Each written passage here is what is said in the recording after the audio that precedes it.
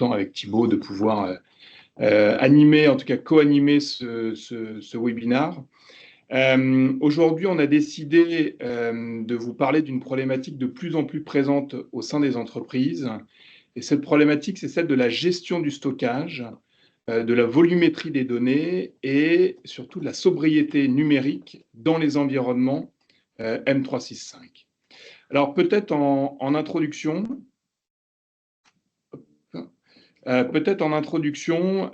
quelques mots pour ceux qui ne le connaissent pas encore. Donc nous, on est la société IDEXI, on est éditeur de logiciels depuis plus de 10 ans. Notre domaine d'expertise, c'est celui de la gouvernance et de la protection des données dans les environnements Microsoft 365, mais également sur la partie on-premise avec la protection des filers on-premise. Depuis quelques années, on a la chance de faire partie des quelques éditeurs de logiciels qui sont suivis directement par les équipes de Microsoft en tant que partenaire managé. Qu'est-ce que ça veut dire concrètement? Ça nous permet en fait d'avoir une relation privilégiée avec les équipes de Microsoft, tant sur des aspects techniques que sur des aspects produits, que sur des aspects de R&D. On est également membre du CESIN et on travaille aujourd'hui avec des entreprises de toute taille, entre 1000 collaborateurs et 140 000, 150 000 collaborateurs, notre plus gros déploiement. Et ce qui est intéressant, c'est qu'on est finalement tout secteur d'activité. Alors pour ceux qui nous connaissent déjà, le premier enjeu sur lequel on travaille depuis maintenant plus de 10 ans, c'est d'aider les entreprises à mieux gérer les problématiques autour des enjeux numériques qui sont liés aux données et plus particulièrement autour des droits, des accès et des partages, notamment dans les environnements Microsoft 365. Et c'est pour ça qu'on a développé une première solution depuis 10 ans qui s'appelle My Data Security. Mais qu'est-ce qu'on constate aujourd'hui chez nos clients, chez tout un certain nombre de prospects avec lesquels on échange régulièrement, c'est qu'il y a une croissance considérable du stockage des données sur les environnements Microsoft 365. On estime cette volumétrie à plus de 30% sur les derniers mois. Et on se rend compte par-dessus qu'il y a une partie importante de ce stockage qui peut aller entre 25 et 50%, qui sert finalement à stocker des données qui sont considérées comme inutiles, voire même obsolètes. Fort de ce constat, on a décidé de développer une nouvelle innovation qui s'appelle My Data Management et qui va justement intervenir autour de ces problématiques de gestion du stockage et des coûts associés. Alors, aujourd'hui, de quoi on va vous parler? On va vous proposer 3 grands temps dans ce webinaire. Première étape, on va d'abord s'interroger sur les enjeux autour de la gestion du stockage et on va vous partager quelques bonnes pratiques autour des configurations et autour des usages. Deuxième étape, on va vous partager les résultats d'un sondage mené tout récemment par l'IFOP afin d'évaluer la maturité des salariés sur le sujet de la sobriété numérique dans l'entreprise. Et enfin, troisième étape, on va vous présenter notre nouvel outil et sa méthodologie associée qui s'appelle donc My Data Management et qui permet de nettoyer facilement les données inutiles et les données obsolètes. Alors Thibaut, je te passe la main sur justement ce constat actuel. Merci Benjamin. Donc, ce que effectivement Benjamin a évoqué, et c'est très juste, c'est qu'on observe donc, chez nos clients, mais aussi de manière très générale, et c'est pas forcément nous qui le observons, mais c'est une réalité, une explosion du volume de données dans le numérique dans tous les domaines. Voilà, donc on n'a pas le temps d'en parler aujourd'hui, mais il y a une image que j'aime bien qui est en fait de voir en fait la quantité d'informations qui circulent sur Internet ou qui est créée à chaque minute, à chaque heure, c'est assez édifiant. Mais en fait, je voudrais retenir ces 5 chiffres que vous voyez à l'écran. Donc, ce qu'on peut dire, c'est qu'en 2007, on a eu le premier zeta-octet d'informations totales qui a été créé si on fait la somme de l'ensemble des informations stockées numériquement sur tous les ordinateurs serveurs de la planète. Et un zeta-octet, c'est quoi? C'est 10 puissance 21 octets, ou alors c'est 1 million de pétaoctets, ou alors c'est 1000 milliards de gigaoctets. Donc, ces 1000 milliards de gigaoctets, on va dire, ont été créés, enfin, ont été rassemblés pour la première fois en 2007. En 2023, la dernière étude qui a été faite montrait qu'on était plutôt à passer à 120 zétaoctets et qu'on prévoyait passer d'ici 2035 à 2000, ce qui est considérable. Et en fait, pour vraiment se matérialiser ça, si on voulait coucher sur papier l'ensemble de l'information en 2020, hein, donc on était près autour de 100 zétaoctets, il faudrait 2000 fois la quantité d'arbres disponibles sur la planète pour faire du papier, pour pouvoir écrire tout on va dire, le patrimoine informationnel de l'humanité. Et ça, en fait, ça a un coût. C'est un coût qui est caché, qui n'est pas visible pour les utilisateurs, donc soit du côté entreprise, soit côté on va dire grand public, où tout ce qui est stocké on va dire dans le nuage, c'est pas uniquement des données matérielles, ça représente effectivement, donc ces chiffres sont assez connus. On parle de 4% de la consommation énergétique et qui va passer à 8% en 2030 pour le stockage et le traitement de ces données. Et en fait, si on parle de 235, concrètement, ça veut dire quoi? Ça veut dire 2 milliards d'éléments créés chaque jour, 2 milliards de fichiers créés chaque jour dans 235. Ce qui correspond en fait à une augmentation moyenne. Microsoft a évoqué entre 25 et 30%. Nous, voilà, de stockage annuel, nous, on a évoqué, vu chez nos clients, on était plus autour de 30-40% d'augmentation. Et effectivement, comme Gaëtan a fait remarquer dans le chat, avec l'intelligence artificielle, avec Copilot, avec ChatGPT, avec Gemini, enfin, toutes ces intelligences artificielles, la consommation de volume, d'énergie va exploser. Et c'est un enjeu pour tous, tout un chacun. Et du coup, il y a un certain nombre de challenges qui se posent pour les organisations en tant qu'organisation. En fait, la première chose qu'on va voir, c'est, on va dire bassement terre à terre, une augmentation d'une explosion aussi des coûts liés à l'explosion des données, vu que les déplacements de quotas dans SharePoint sont facturés à 2000 téraoctets par an pour les organisations. Hein, donc, j'y reviendrai, mais si tout à l'heure je vous avais évoqué qu'on a certains de nos clients qui avaient plusieurs pétaoctets en trop, en fait, un pétaoctet, c'est 1000 téraoctets, donc ça veut dire un pétaoctet, c'est surfacturé par Microsoft à 2 millions en pré-public. Évidemment, il y a une négociation possible, mais ça représente une facture assez conséquente. Ensuite, ce qu'on peut voir aussi, c'est que pour les utilisateurs, donc, eux ne sont pas concernés par les coûts, mais on a souvent une question de gouvernance, de gestion des espaces qui sont obsolètes, qui viennent polluer la productivité avec des anciens teams. On ne sait pas où est stockée l'information, ça peut être dans cette équipe-là, dans ce site SharePoint, dans cette communauté Engage, et en fait, on ne sait plus s'y retrouver. Tout simplement parce qu'il y a un nettoyage qui n'est pas fait. Question de conformité également. Donc, on ne va pas forcément parler de GDPR, de CNIL, de LPM et compagnie, mais de manière générale, il est de bon ton de conserver les données pas trop, suffisamment longtemps et pas trop longtemps pour être en mesure de respecter les besoins métiers, les besoins de conformité. Et enfin, et donc c'est lié à tout ce que je disais tout à l'heure sur l'explosion du volume des données, à savoir l'impact environnemental de la conservation de données est assez conséquent et c'est un enjeu pour chaque organisation du coup d'y contribuer. Donc certes, avec Ops 35, on est sur une portion patrimoine informationnel des entreprises, mais c'est une bonne pierre pour soit commencer, soit continuer son chemin dans cette gestion.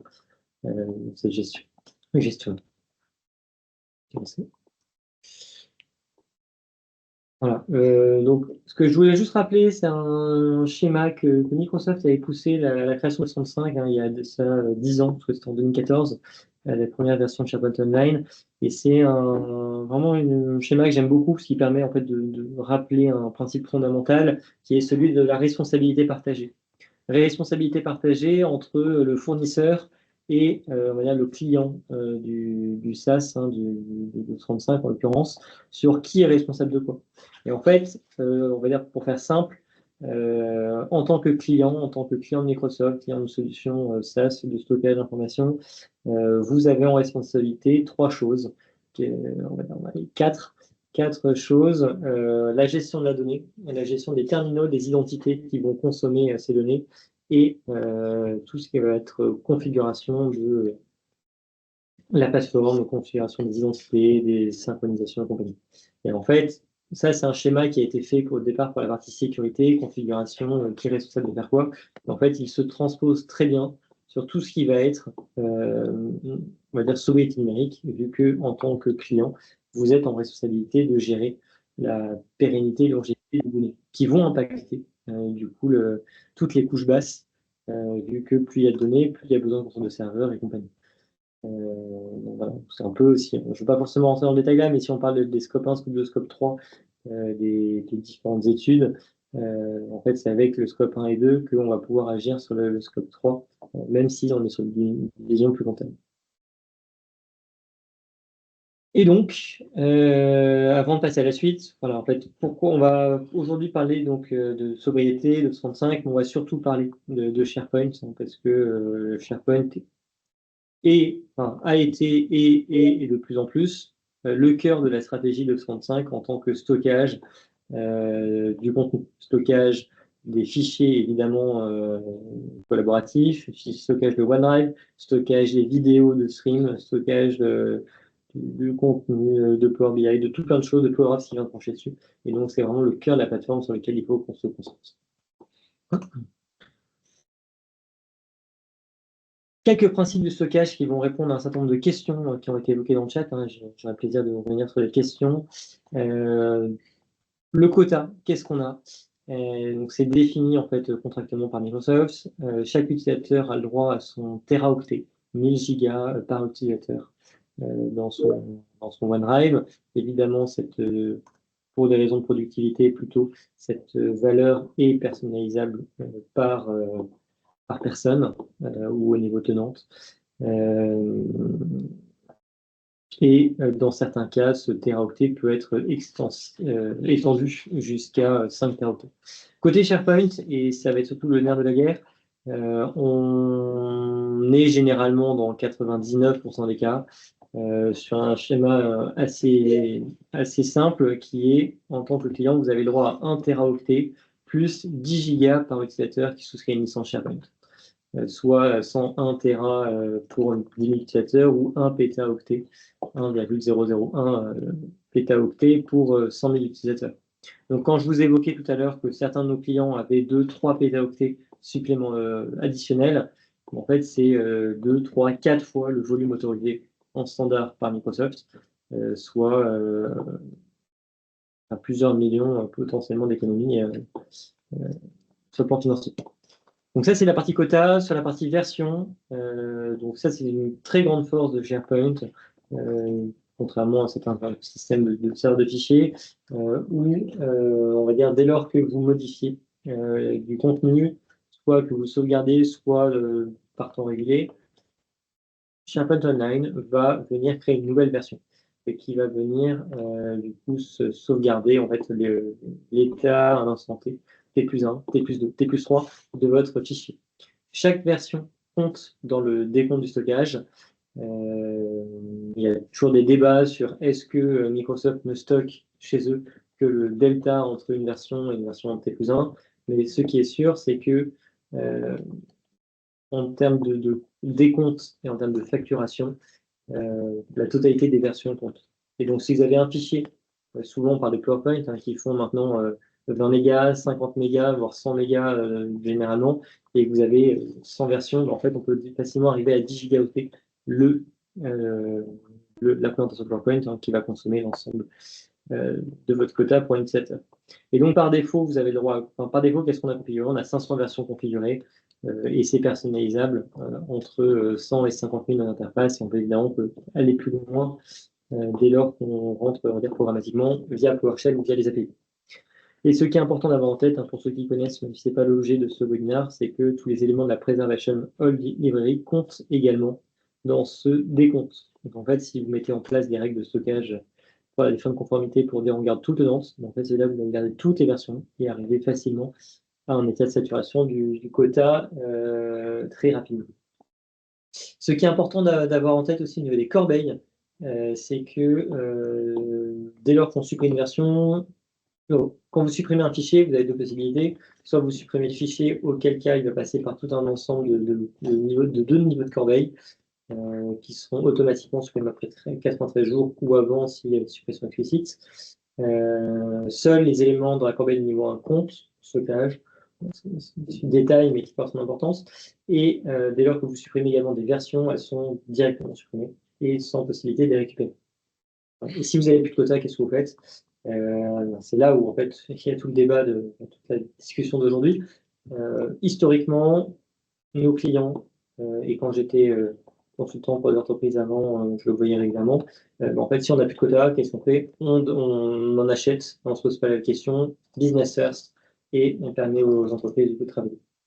Donc ça veut dire quoi? Ça veut dire on paye 18 centimes par gigaoctet par mois, soit 2000 € le Tera supplémentaire. Donc tout ça, comment agir?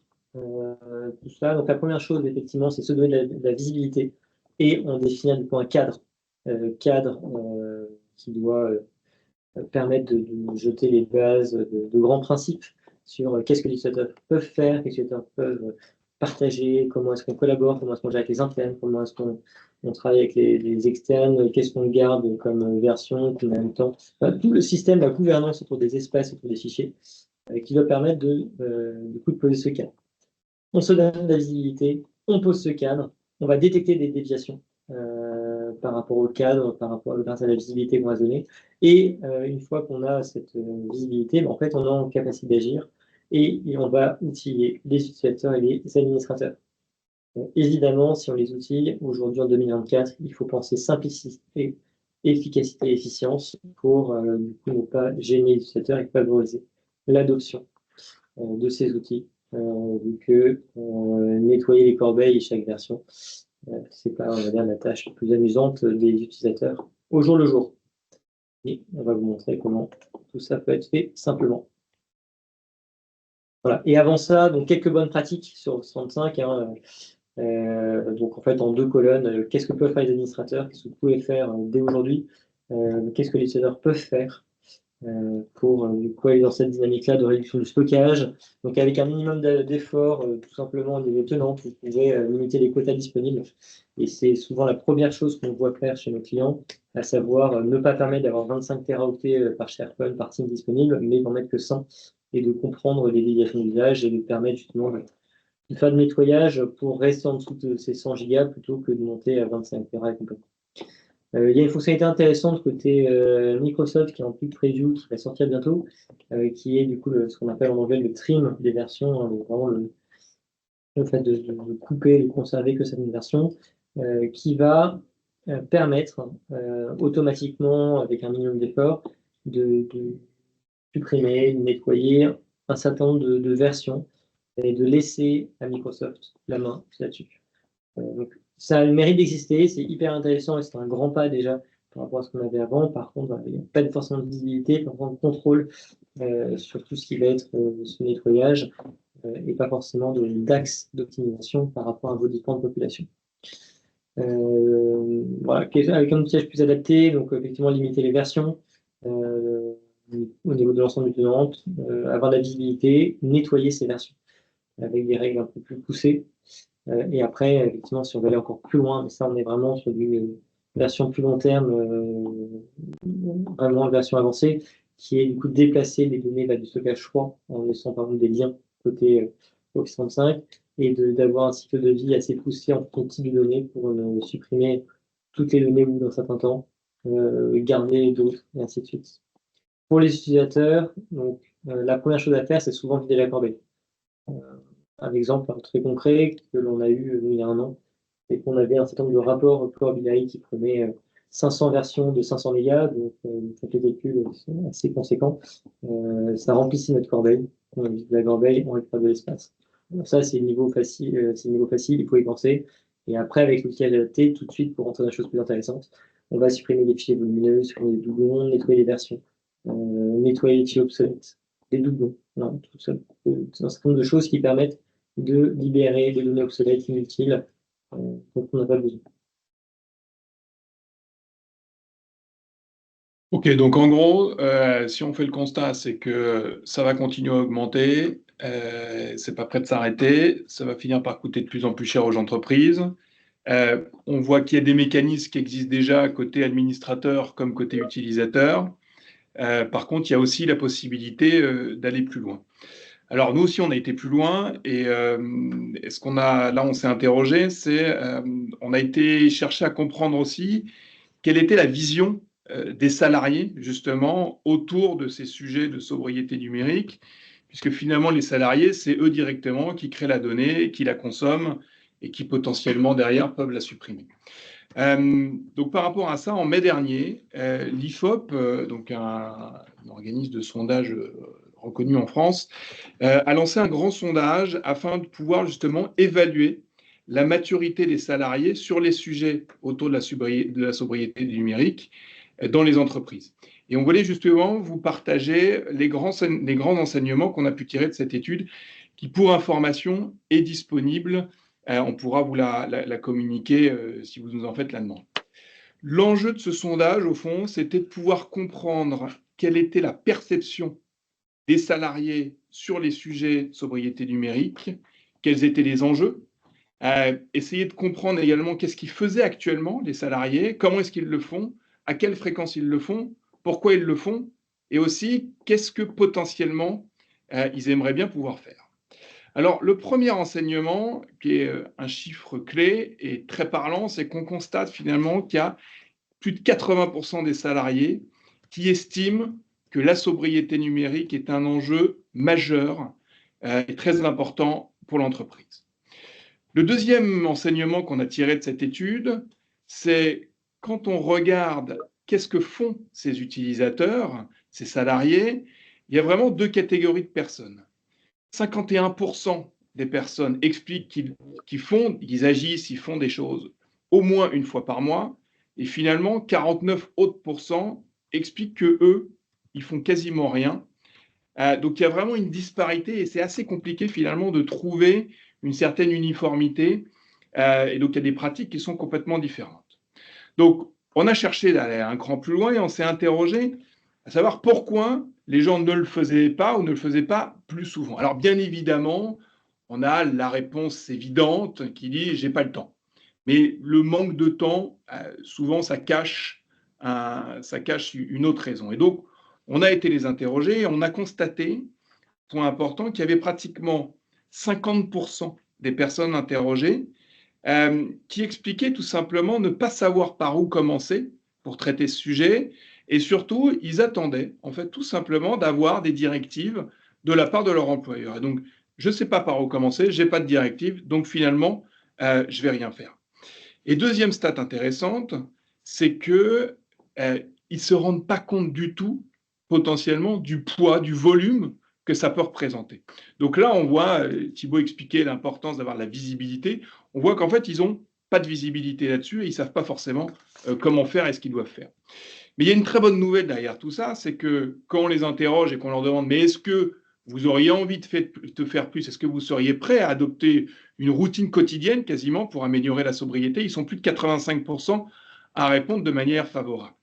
Et dans les actions qu'il est possible de mettre en place, en gros, il y a 5 actions qui ressortent avec des scores assez similaires, qui sont tout simplement trier les données que personne n'a consultées sur une période donnée, gérer le fameux problème de versionning d'un fichier pour en réduire le poids numérique, gérer les espaces de stockage saturés inactifs, gérer les doublons, et puis supprimer les fichiers volumineux qui ne sont plus utilisés. Et surtout, j'expliquais qu'ils n'avaient pas conscience potentiellement du poids que ça pouvait représenter. En revanche, et ça c'est intéressant, c'est qu'ils ont conscience qu'il y a pratiquement un tiers de leurs données qu'ils considèrent comme des données inutiles et donc potentiellement des données qui pourraient être supprimées. Donc ça veut dire quoi? C'est quoi l'enseignement là-dedans? Ça veut dire tout simplement que le potentiel de gain, on parle pratiquement de 36%, en fait il est énorme. Donc on se rend bien compte que les salariés ils sont sensibles sur ces sujets-là, qu'ils ont compris qu'ils possédaient un certain volume de données inutiles qui serait bon de nettoyer, mais par contre, il leur manque un outil et il leur manque une méthodologie. Et bien ça, c'est la bonne nouvelle qu'on voulait vous partager aujourd'hui. C'est justement tout l'objet de notre innovation My Data Management que Thibaut va vous présenter maintenant.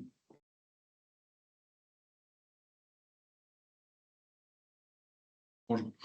Alors, pour ça, comment ça fonctionne? En fait, on a travaillé sur un dispositif clé en main en 3 étapes. Première étape, on a insisté tout à l'heure sur l'importance d'avoir de la visibilité. Donc, notre première étape, c'est tout simplement de mettre en place un diagnostic afin d'être capable d'identifier tout ce qui ne va pas, tout ce qui pourrait être optimisé et les gains possibles. Alors, Thibaut va vous expliquer concrètement comment ça fonctionne. Donc, on a les 3 étapes. La première étape, qui correspond à ce que j'ai dit tout à l'heure, on se donne la visibilité, on fait un diagnostic.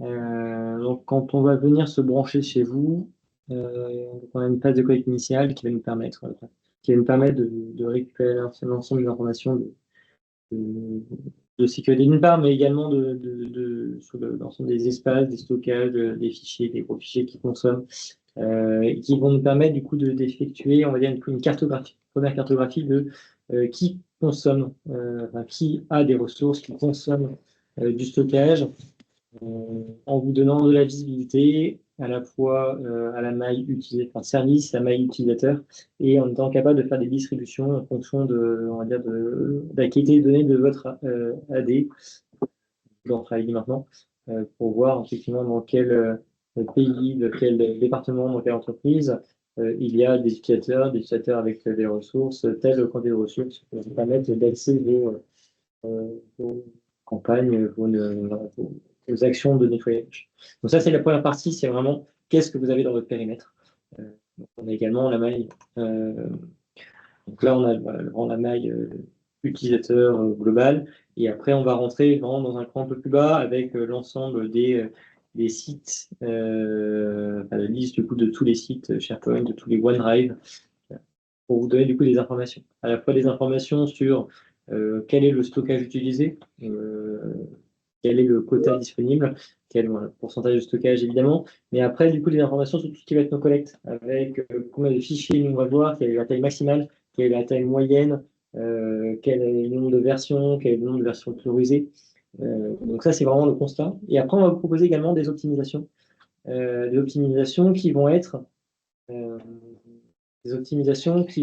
euh, de l'ordre de, voilà, vous avez tant de gros fichiers au-dessus de telle taille, vous avez tant de fichiers inutiles, enfin de fichiers non utilisés, vous avez tant de fichiers, ou si vous descendez à 100 versions, voilà ce que vous gagneriez, si vous descendez à 50, à 25, à 10, à 5 versions, voilà potentiellement toutes les économies de stockage que vous pourriez du coup gagner très facilement. Donc à la fois avec cette maille utilisateur, cette maille site, cette maille département, pays, en fonction du coup de votre avis, qui vous permettent du coup d'avoir cette visibilité sur les fichiers volumineux, les fichiers inactifs, les espaces inactifs, les espaces qui sont arrivés à saturation et tout ce que j'ai dit sur les versions.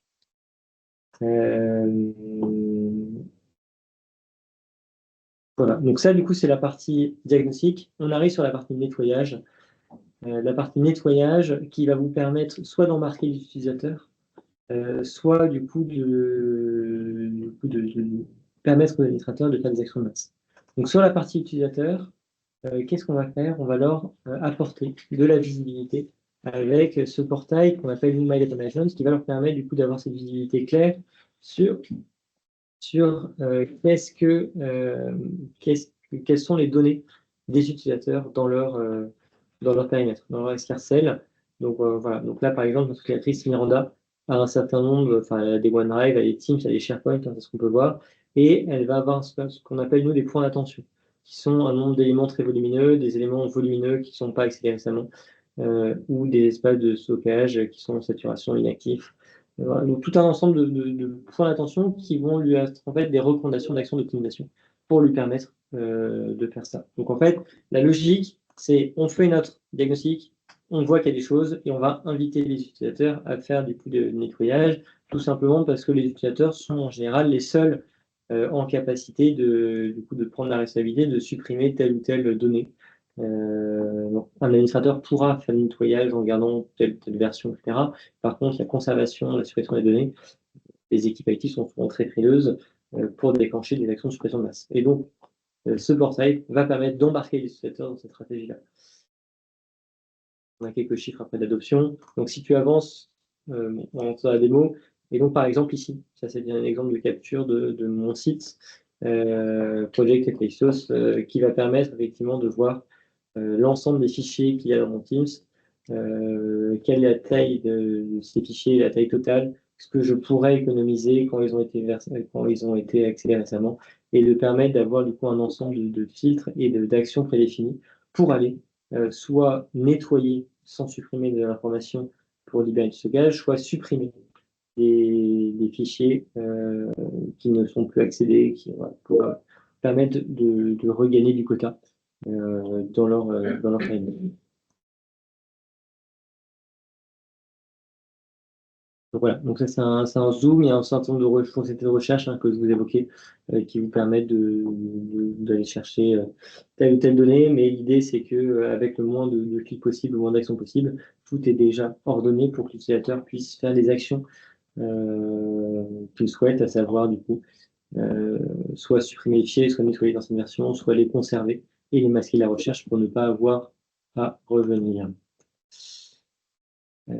Voilà, donc c'est un autre exemple. On indique à l'utilisateur que OneDrive, donc il y avait 80% du stockage qui est plein. On invite à l'utilisateur qu'il peut faire des actions. Et là, vous avez, si on revient sur la capture, un exemple d'action à l'utilisateur a dit je veux supprimer les versions. Du coup, je n'en garde que les 5 dernières. Et donc, je vais économiser le temps dès lors que je clique sur nettoyer l'ancienne version. Donc ça, c'est la version utilisateur. Donc il y a un ensemble de choses, voilà. On pourrait en parler un peu plus longuement, mais globalement, ce qu'il faut avoir en tête, c'est que ce portail utilisateur est accessible par tous les utilisateurs sur leurs données et leur permet du coup d'avoir des recommandations d'espace. Première action. Deuxième action, par les administrateurs, on a un certain nombre d'actions, on va dire de suppression de masse, pour aller supprimer. Aujourd'hui, on est plutôt sur le nettoyage de version. Pour aller supprimer les versions selon tel ou tel critère, des fichiers qui n'ont pas été accédés, des fichiers qui sont partagés, des fichiers qui sont sur des OneDrive, des fichiers, tout un ensemble de critères qui vont permettre aux équipes IT de faire des ménages soit en une fois, soit régulièrement pour adopter des bonnes pratiques et s'assurer qu'on reste en dessous de certains seuils pour les stockages d'informations.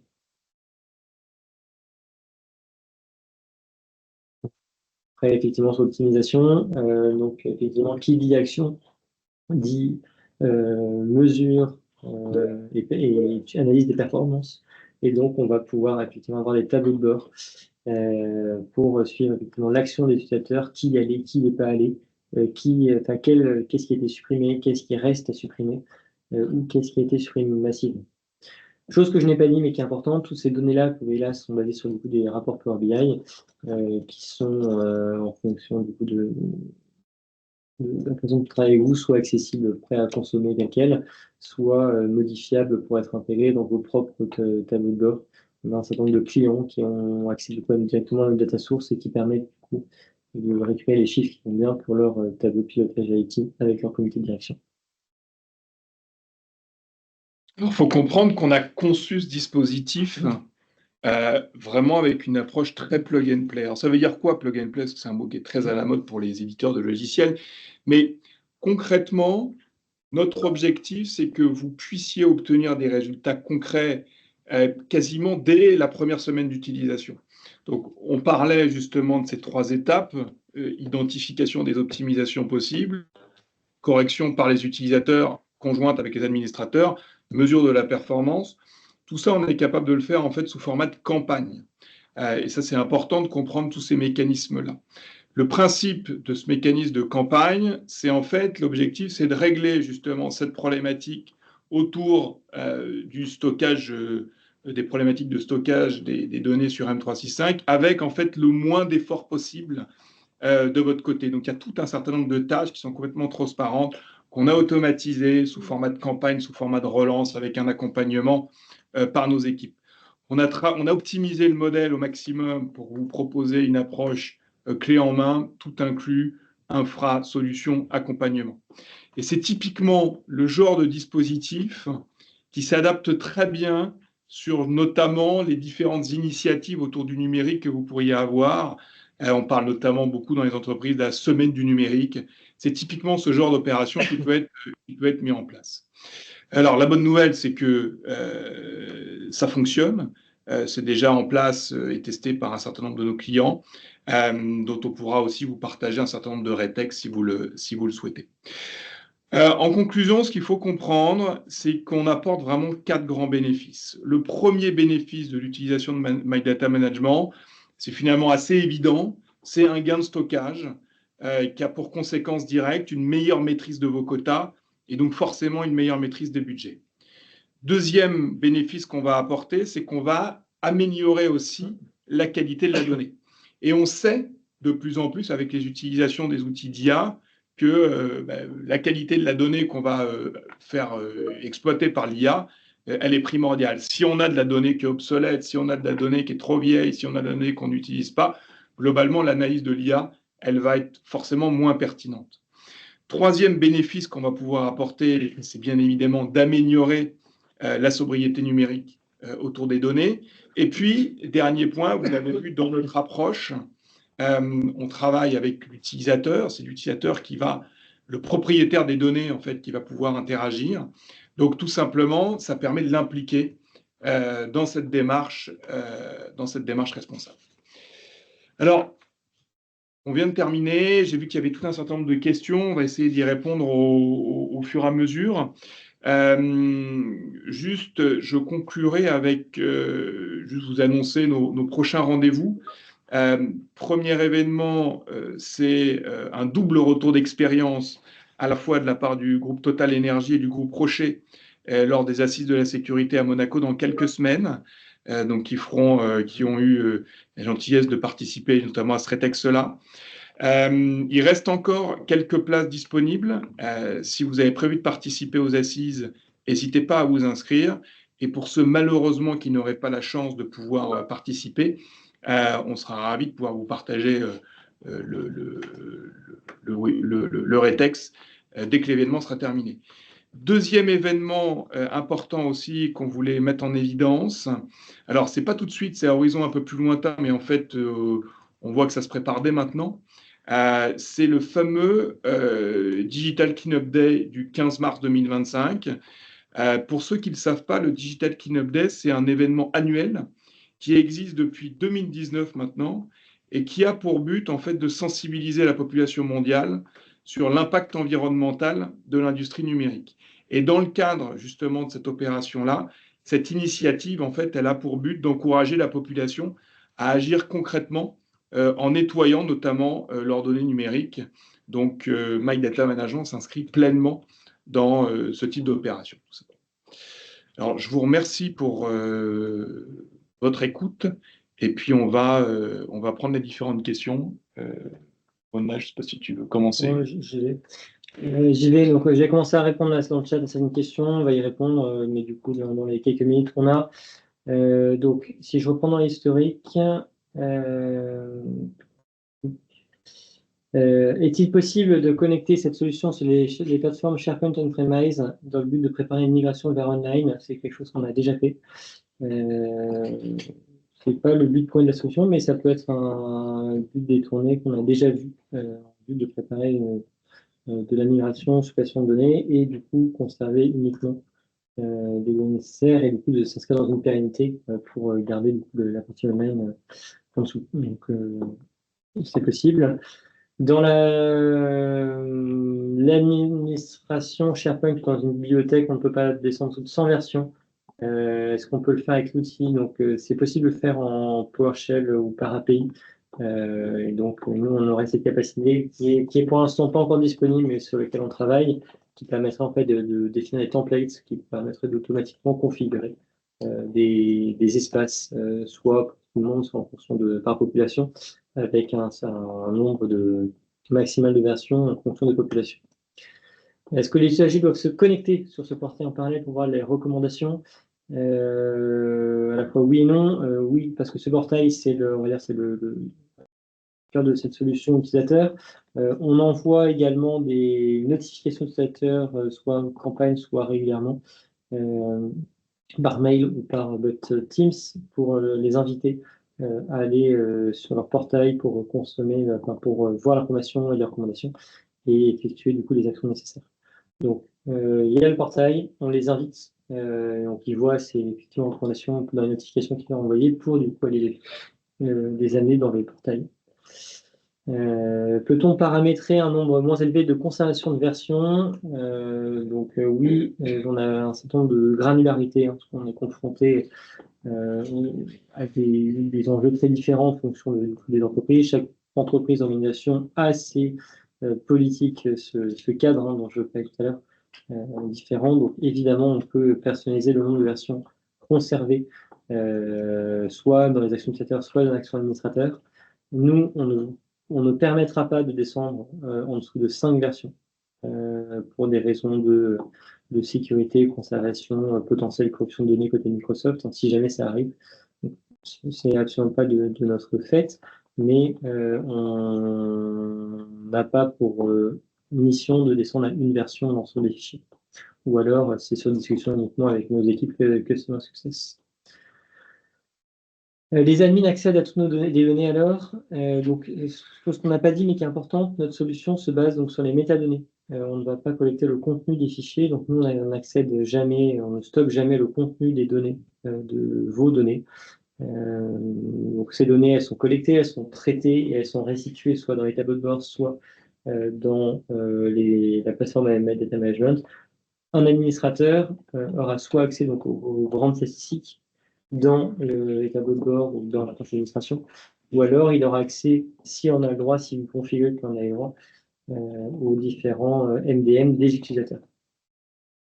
Il y a une remarque effectivement sur le trim des versions hein, que j'ai évoqué tout à l'heure.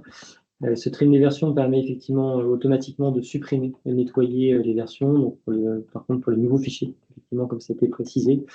Et par contre, c'est vous déléguez à Microsoft ce nettoyage-là, sans forcément avoir ni la visibilité ni la main sur le paramétrage. Et par contre, il y a un certain nombre de versions qui vont être conservées, que vous pouvez potentiellement vouloir supprimer. Et ce nettoyage des versions ne va pas aller sur tout ce qui va être suppression des données ou visibilité, sensibilisation au code d'utilisateur. Est-ce qu'il est prévu, des fonctions de gestion du cycle de vie paramétrables pour certains types de documents? Aujourd'hui, ce qui est prévu, c'est uniquement, on va dire, la partie nettoyage des versions configurable en fonction, qui serait configurable en fonction du type de document. Donc, on peut tout à fait mettre en place des règles différentes par type de document. Il est question de suppression avec travailler à une connexion avec un système d'archivage électronique pour purger les données et les archiver de manière pérenne. Donc, je suppose que ça fait référence à l'archivage à froid que j'ai évoqué tout à l'heure.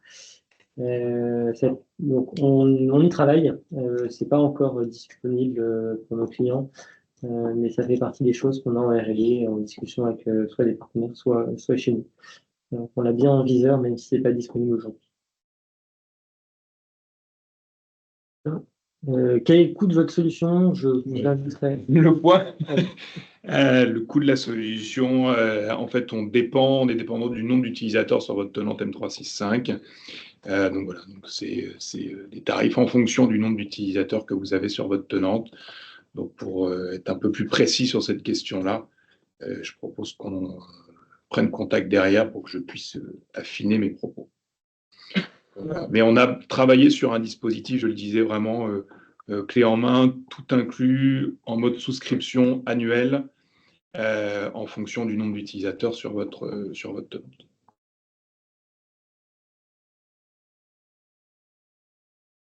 C'est partout. Je crois qu'on a tout fait. S'il n'y a pas de questions, je pense qu'on va pouvoir clôturer le webinaire. Oui, on va pouvoir clôturer le webinaire. On vous enverra également par mail le compte-rendu avec le replay.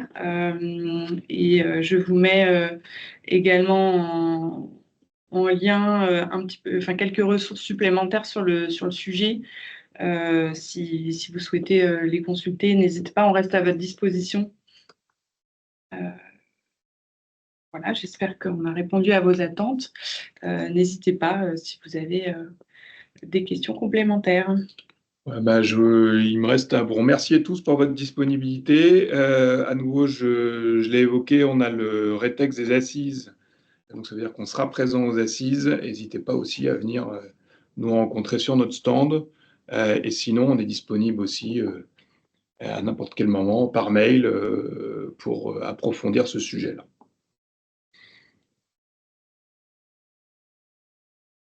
Merci.